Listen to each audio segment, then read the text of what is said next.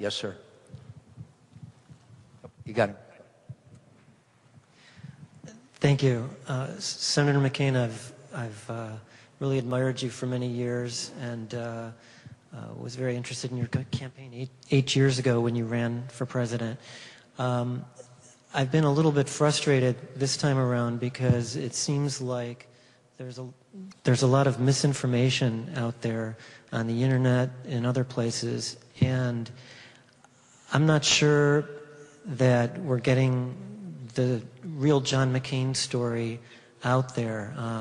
I would like to learn more about both candidates, the actual positions on things, and instead I'm hearing things like they're calling you Bush the Third, and they're not being fair. And I'm just wondering, what can you do, or what can your campaign do to show that you've got this history of bipartisanship, you reach out across the aisle, you do things that aren't necessarily popular with your party, you do things which I feel are in the interest of the American people, and I'd like to hear more of that from your campaign.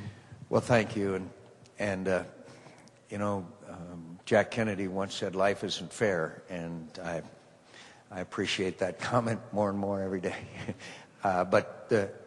And also, I think it's important to point out I was not elected again this year, Miss Congeniality in the United States Senate, because I have fought against the special interests. I have been responsible for reform measures. I have a long record of reaching across the aisle, whether it be my favorite Democrat, Joe Lieberman, or it would be Russ Feingold, or Ted Kennedy, or others, and I have a long record. And I investigated the Abramoff scandal, and there were some Republicans that didn't like the fact that I was doing that. And I fought against a tanker deal that was going to cost $6.2 billion additional of the taxpayers' money, and took on the special interests there. So I will try during this campaign, and that's what campaigns are about, to talk to the American people, tell them of my record, and tell them of my commitment to put my country first. But also, I have a record.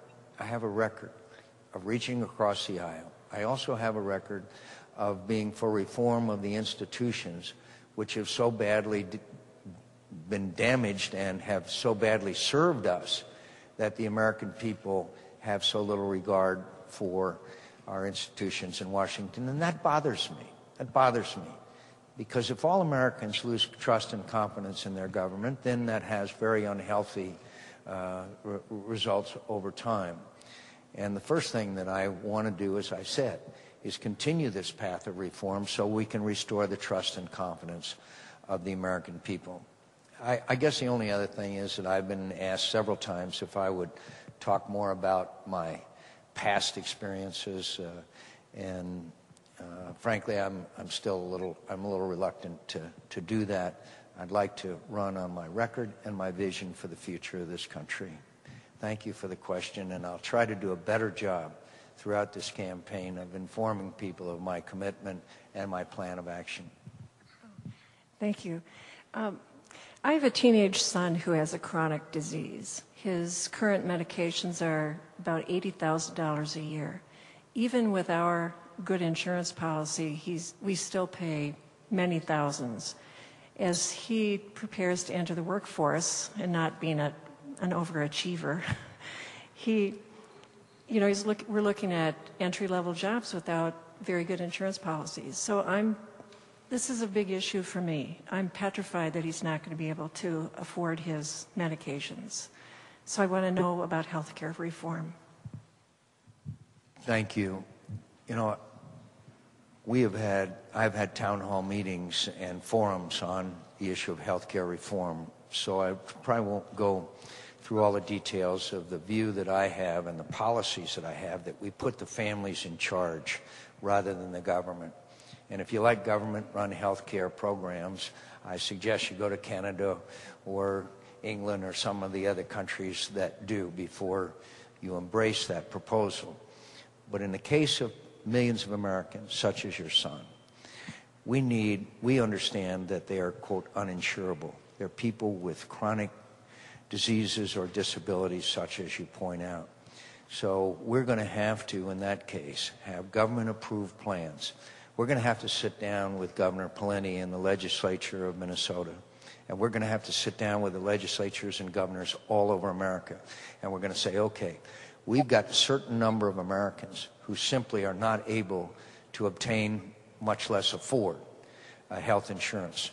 And we've got to establish risk pools. There has to be a contribution from the federal government, probably matched by the state government. And I'm confident that we will come up with a plan so that health care is affordable, particularly in that category of Americans such as you refer to. And I wish your son every success. And I know that this has been a challenge for you and your entire family as well as your son. I'll try to fix those problems. I know that I can, and I believe, and I recognize them. I just wonder if the governor has a approach. Do you have an approach to that issue, Tim?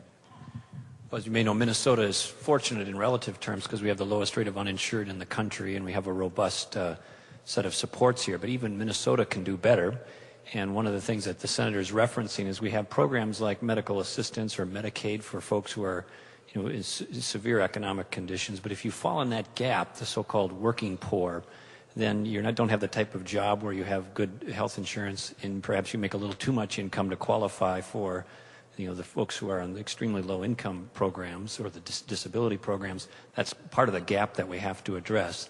And the senator's outlined a plan, not unlike we have in Minnesota.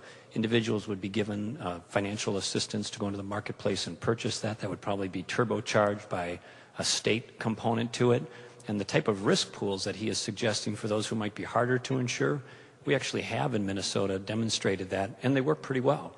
So I think what he's describing would work in other states or across the country as well. Thank you. Yes, sir. Does that respond, or would you like to add anything? No, I really appreciate it. Thank you. First of all, Senator, I'd like to compliment you on your tie.